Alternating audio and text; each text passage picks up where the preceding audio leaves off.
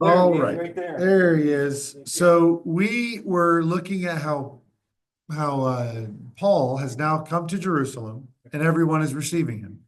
So we're going to pick back up. We ended on verse 17 or 18. I'm going to pick back up at verse 17 of Acts 21.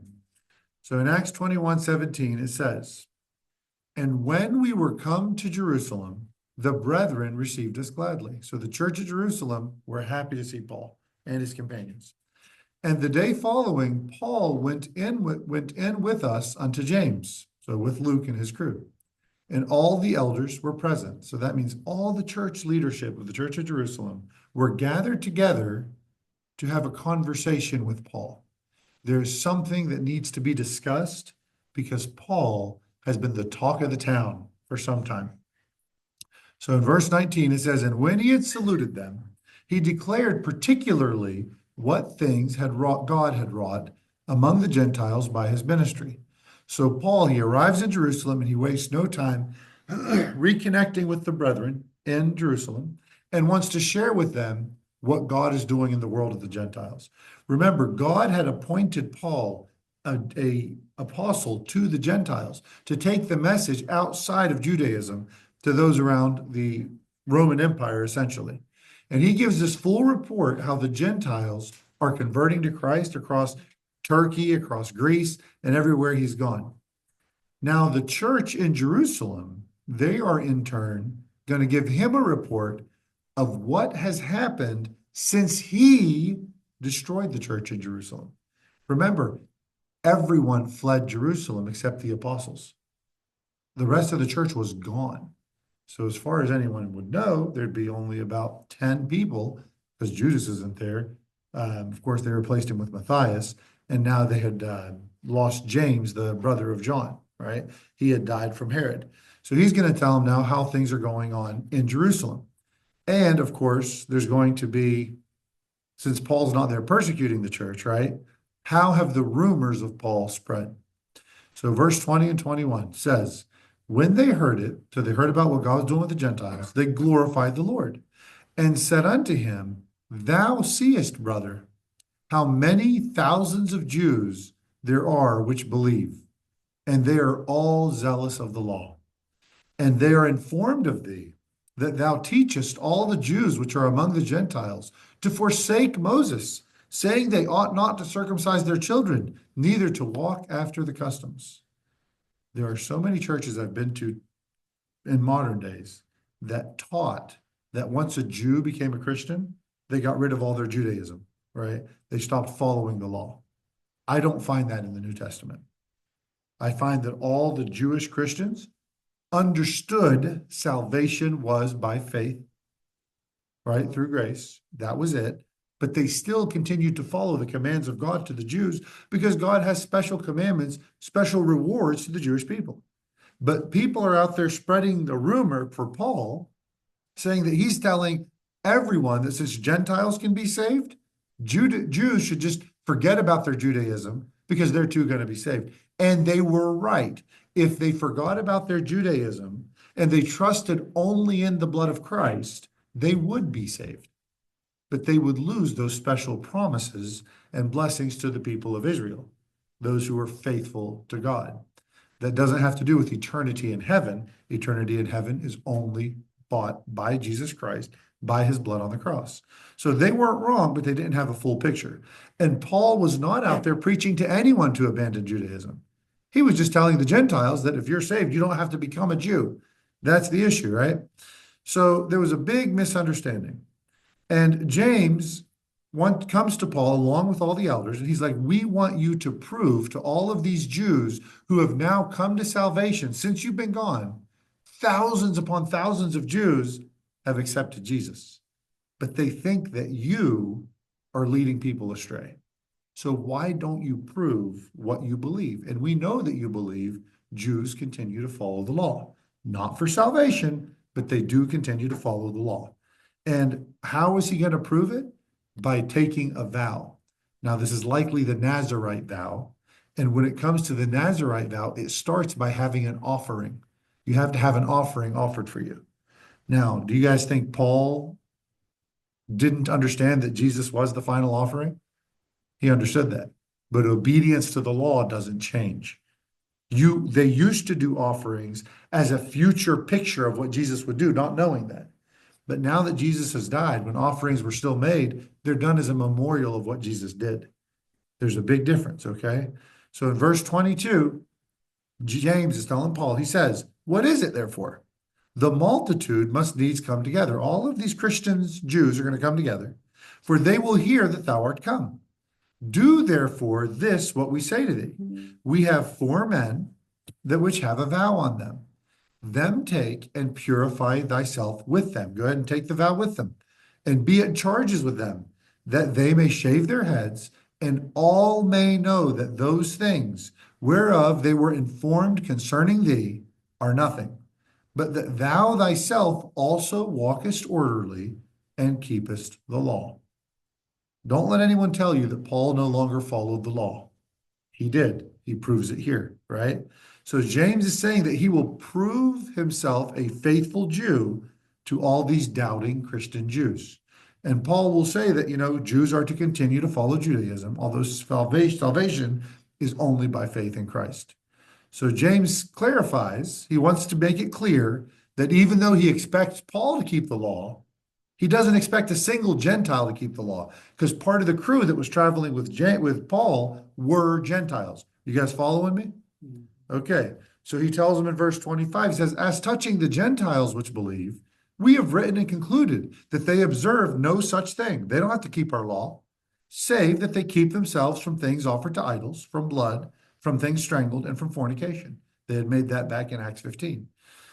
So then Paul, he took those 4 men, he took the men, verse 26, "and the next day, purifying himself with them, entered into the temple to signify the accomplishment of the days of purification, until that an offering should be offered for every one of them."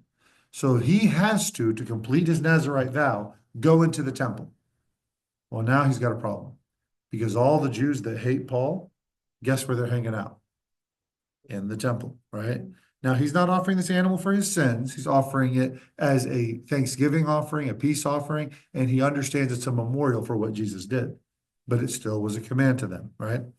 So they're sitting there, and as he's fulfilling the Old Testament law, the Jews who are there, the non-believing Jews, these are not the Christian Jews, they are not satisfied.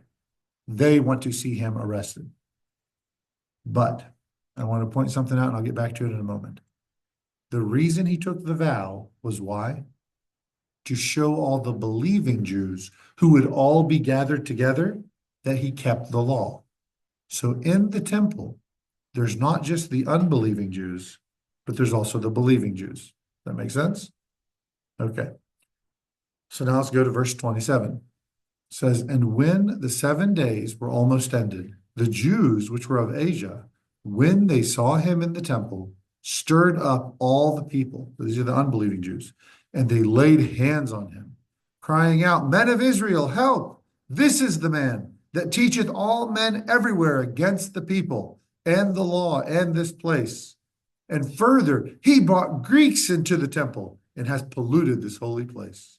For they had seen him before with him in the city Trophimus, an Ephesian, whom they supposed that Paul had brought in the temple." So they're assuming that Paul brought these Gentiles in with him, which he didn't, okay? And you know what they say about assuming, right? Right, okay. So these people, they didn't care. They weren't that interested in the truth. They simply wanted to end Paul and end his influence. They wanted to get rid of him for good.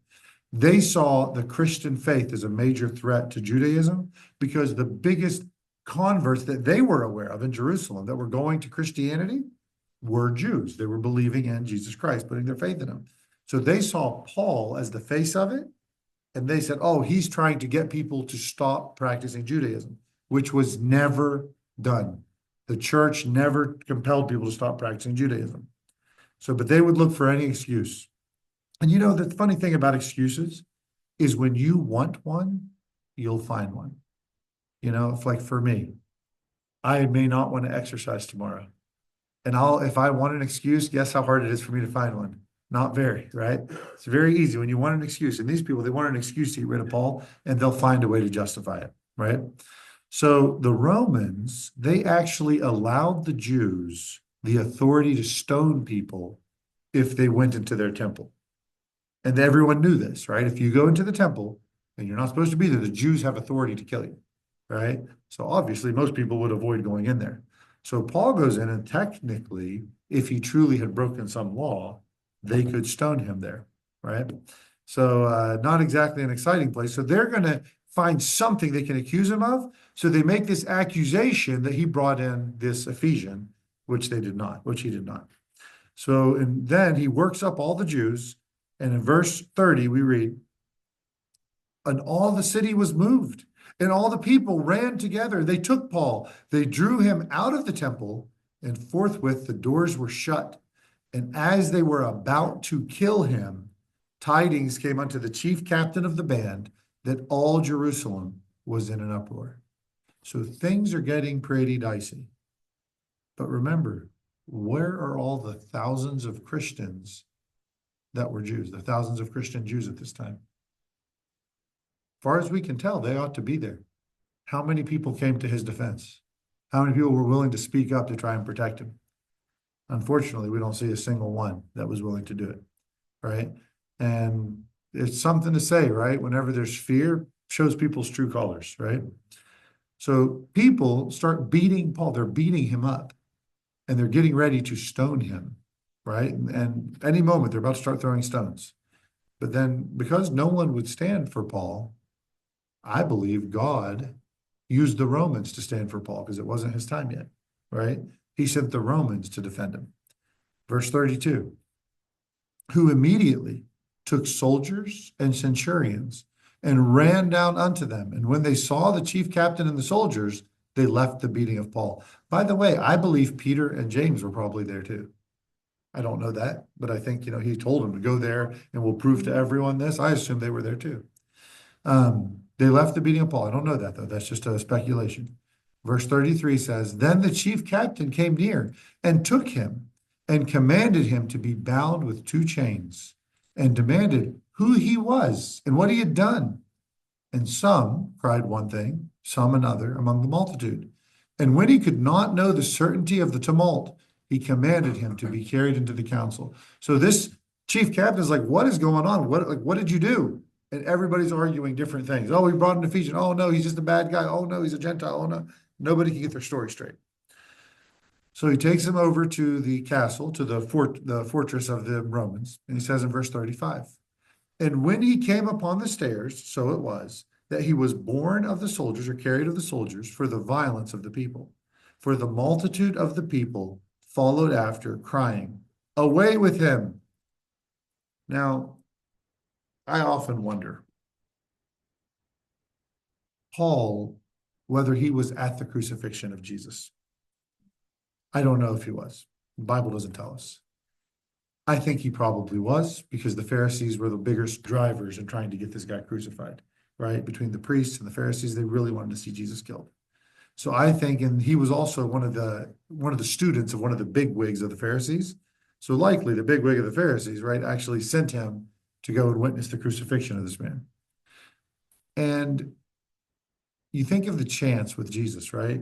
Away with him, crucify him, being surrounded with everyone, nobody standing up for him, totally alone, ready to be killed.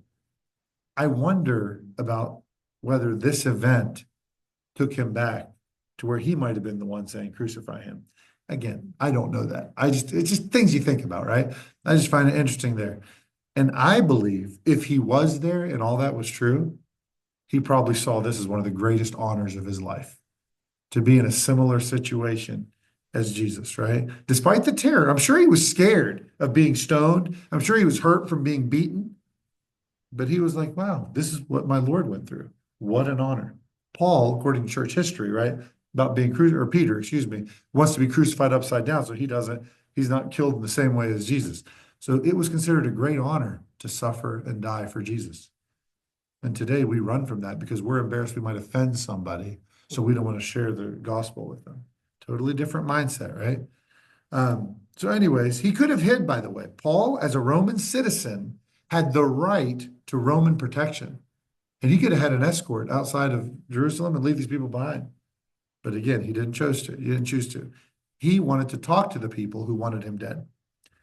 In the last few verses of the chapter,